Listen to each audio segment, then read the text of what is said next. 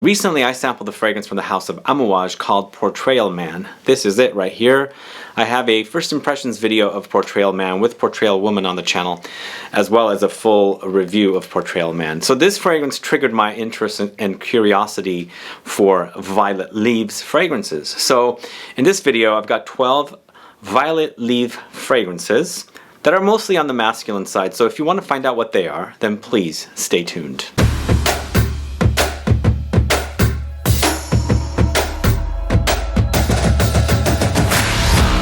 Thanks so much for tuning in. This is Sebastian with Smelling Great Fragrance Reviews. If this is your first time tuning into my channel and you love watching fragrance reviews, finding out about new fragrances, discovering new brands, and of course participating in giveaways and still haven't subscribed, please click that subscribe button below and also click the bell so you'll be notified for future videos and giveaways. So violets versus violet leaves. Violets tend to go candy-like, floral, kind of not necessarily ultra floral, but somewhat like candied violets. It always reminds me of that when I smell violets in perfumes. They also tend to go a bit on the feminine side, but violet leaves are used in masculine fragrances. Probably one of the most popular, most well-known violet leaf fragrances is Fahrenheit, with leather of course. But in this list I've got 12 violet leaves fragrances. They are on the masculine side, with one that's unisex, still leaning a bit masculine. But what really triggered my interest and curiosity in violet leaf fragrances was Portrayal Man. So I got really excited after I smelled this and wore it and tested it and did the reviews. I thought, you know what, I need to explore this note because it's really, really interesting the way it smells. There's something earthy and ozonic about it, and then there's also something succulent and juicy. It's very, very interesting the way it works. Some of the fragrances here go dark and earthy ozonic. Some of them go juicy and kind of succulent. So I'm going to tell you what they are. So we're going to start off with number 12. And that number 12 is CK2 from the house of Calvin Klein. This one right here. This is an ozonic aquatic fragrance utilizing violet leaves, but you also have notes of pebbles, wasabi, vetiver, mandarin orange, hedione, and pear. This is one that doesn't have that really dense, deep, rich violet leaf note in here, as it's kind of like intermingled with a lot of different notes, but it does have a aquatic or ozonic quality that stands out pretty much really intensely. But it's certainly like a gender neutral fragrance. That's what they were doing when they launched this, and I do quite enjoy it. It doesn't have a lot of depth and oomph to it, so it's very light and easier to wear. I think I'm not sure how successful this was. I don't even know if this was discontinued or not, but I quite enjoy it, and it's a perfect one to wear at the gym. So anyway, if you're looking for something that doesn't stand out too much and still on the unisex side, and also, you know, gender neutral and all that good stuff, check out CK2, which uses that violet leaves note here almost dominantly. So that's CK2 from Calvin Klein. At number 11, a classic that is all about this green violet leaf note that's very ozonic and earthy, woody. This one actually is one that my dad wore, and recently I bought this a couple years ago, and I'm so obsessed with it because there's a lot of hate for this one, but I love it. I absolutely love it. It's very, very classic, from the 70s I believe. It's Gray Flannel from Geoffrey BEENE. So this is a fragrance that smells like the forest. It's piney, it's foresty, it's just very, very woody and green, but it utilizes violet leaves. There's also violet in the notes, but the violets do not stand out as much as the violet leaves. There's also oak moss here and galbanum. So oak moss is amazing. Galbanum is so amazing as a note. So this is a very, very green fragrance, and the color of the bottle is ultra appropriate for this fragrance. There's also some iris, vetiver, neroli, petitgrain. Man, it's so good. I just don't get how people can hate this fragrance. It does have a very old smell, but man, it smells really, really good. It just reminds me, takes me back to the days when I was first starting to smell things that dads, uncles, and, you know, relatives used to wear. And that kind of stuff does never go out of style, and it's a great, great scent.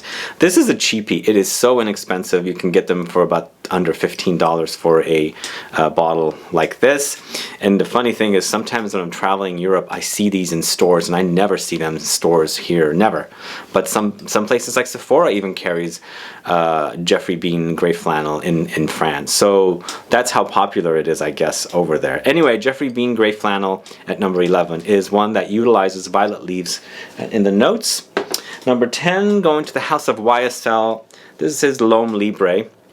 Now this one, I'm not sure if it's still available or discontinued. I have seen it on the YSL beauty website, but it's been several months, so I'm not sure if it's been removed off of there or not. But this one actually here now is violet leaves, pink pepper, sage, star anise, nutmeg, patchouli, vetiver. But this one actually has that kind of succulent, almost like apples or crunchy, juicy kind of quality to it, versus the Geoffrey BEENE, which was very dark and earthy and woody. So this one, the violet leaves, goes in a different direction. It's just more kind of a juicy, succulent kind of experience. But this is probably one of my favorite flankers in the series that I really loved wearing. For me, the note of patchouli stands out a lot with the violet leaves, and it's a great one. I really like it, but I'm not sure how popular it was, and I enjoyed wearing it. This is the only bottle I've ever bought. There's a little bit left in here, but if it's still around and you like the idea of violet leaves, check it out, because it's a good note. I really like it, and this one's definitely one.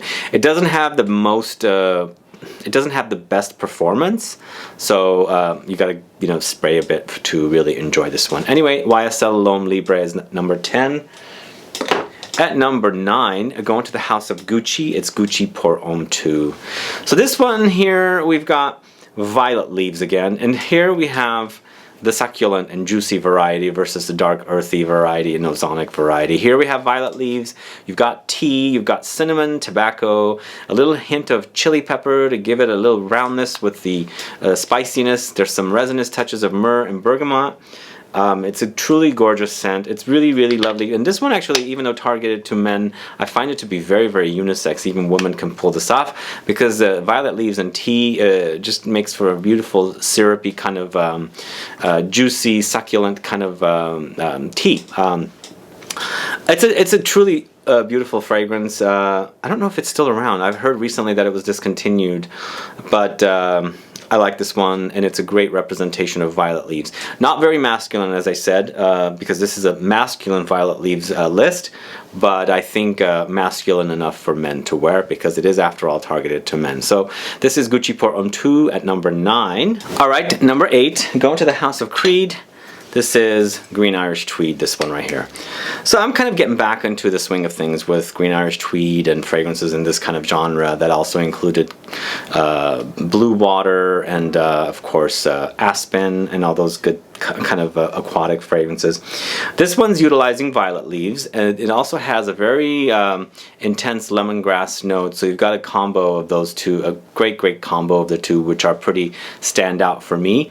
And this one does have that succulent kind of juicy kind of violet, rather than violet leaves, rather than the actual earthy ozonic. There are ozonic touches here, of course. There's also watery aquatic touches here, of course, but you also have some iris, ambergris, sandalwood to make a very, very classy fragrance for men. This actually probably is number 2 bestseller at Creed. I could be wrong. Of course, Aventus is number 1, but this is a very popular one. I believe it is number 2, perhaps number 3. But I'm enjoying this one again, and it's a great representation of violet leaves. It's not ultra masculine like the Geoffrey BEENE, and we are going to get into some more masculine offerings in a bit, but I think definitely a classy masculine release from Creed, utilizing violet leaves. So this is Green Irish Tweed from Creed at number 8. And number 7, going to the house of Dior. Of course, it's Fahrenheit, this one right here. So this one, I featured this one because I wanted to make sure to feature what was the original release, focusing on violet leaves. I could always feature Dior, I can always feature Fahrenheit Le Parfum, but for me that one's more vanilla, boozy, leathery vanilla with violet leaves. So I went with this one because this is after all the original. And this one has violet leaves, it's got leather, nutmeg, vetiver, lavender, cedarwood. So it's a great masculine fragrance. Unfortunately, the smell is not as deep and rich as it used to be back when I first wore it back in the late 80s and early 90s. But it's still a quality fragrance. I still prefer the the Parfum version of this one, the more boozy, gourmandy one. But if you want an ultra masculine version of Dior Fahrenheit, go with this one. So again, it's violet leaves with leather. There's a little bit of a petroleum like gasoline smell in there, which is unique. I like it. But then again, it's very, very you know, masculine offering. Fahrenheit from Dior is at number 7. So at number 6, going to the house of 8 and Bob, and this is Cap d'Antibes, this one right here. So this one is the succulent variety. Once again, it's kind of like a slightly gelatinous and gloppy. So this is violet leaves, you've got birchwood, cedarwood, mint, green notes, cinnamon, and this one reminds me of another fragrance that's from a New York niche house. But I much prefer this one because I like the way the violet leaves is, and you know, working with that cinnamon note. Cinnamon actually really stands out for me, and with the violet leaves and the birchwood, it makes for a great combo. It's very, very masculine, although I would say this is on the unisex masculine side. So I think a woman should be able to pull it off, but still, it's a very, very classy violet leaf fragrance that you guys should check out. If you don't know this house, definitely check it out. And this is a great, great offering for a, you know, a classy fragrance to wear either as a signature scent or just as something to smell great in with violet leaves. So this is Cap d'Antibes by 8 and Bob, and that is at number 6. So number 5, I have not spoken about at all on this channel until today. This is my first bottle that I bought of this fragrance. I had a review of it on the old channel, and this is still my original bottle bought in the 2000s. This is Narciso Rodriguez for him. So this is still the Beast Mode Powerhouse original concentration that I fell in love with one day spraying at the airport duty-free myself with Narciso Rodriguez for him, and then getting on the plane. I'm sure a lot of people were like concerned as to what they were smelling that day, because this used to be pretty intense. Currently it's not as intense because of the reformulations, but as I said, this is a very original bottle that I've kept way in the back. So this one is created by Francis Kurkdjian, and it's using violet leaves and the notes, and this is now getting into the ultra masculine side of violet leaves. We've got violet leaves here, we've got musk, patchouli, and amber for one beast mode of a fragrance. Well, it used to be. I have to test the current version, and I don't even know if they're still selling this. Is it discontinued? Is it still around? But this is phenomenal fragrance utilizing violet leaves.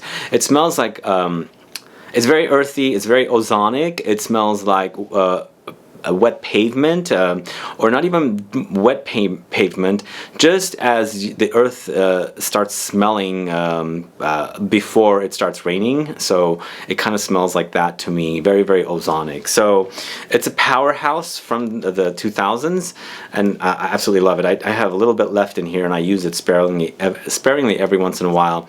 But if you're looking for a beast mode, if you can find an original or the current formulation, a very, very unique violet leaves fragrance created by Francis Kurkdjian, then definitely check out Narciso Rodriguez for him. And amazing smell. I love the way this smells. It's an awesome release created by a master perfumer. Anyway, Narciso Rodriguez for him at number 5. Number 4, going to the house of LALIQUE, and this is LALIQUE Hommage à la Homme. This one right here. This one, once again, violet leaves, of course. We've got also violet the flower. You've got oud, saffron, black pepper, labdanum, tonka, musk, for a very, very classy concoction. I'm going to spray some of this on because I'm not wearing anything currently. This is a more of a recent discovery for me, and this is one that I had sampled a long time ago, and I decided, since I'm putting together a video for violet leaves, I wanted to feature this one because I really liked the way it smelled. So this one has a very earthy ozonic smell, a little bit floral with the violet, and there's also that oud as a very interesting woody oud note. Then there's a little bit of aromatic touches from saffron, spiciness from black pepper, It does go a little bit metallic, slight bit metallic, but it's an amazing scent. Absolutely amazing quality release from the house of LALIQUE.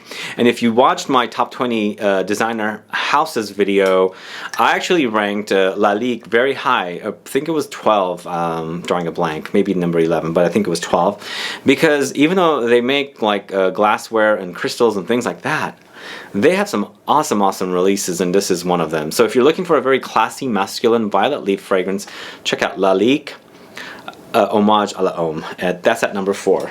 So number 3 is the fragrance that kind of got me into this journey of discovering and exploring violet leaves fragrances, and it is AMOUAGE Portrayal Man, this one right here. So this one is a pretty intense fragrance. This is kind of going back to the way AMOUAGE used to be with their intense fragrances. So I really enjoy this one for its intensity, it's long lasting, it's intense. So, but what's going on here are violet leaves.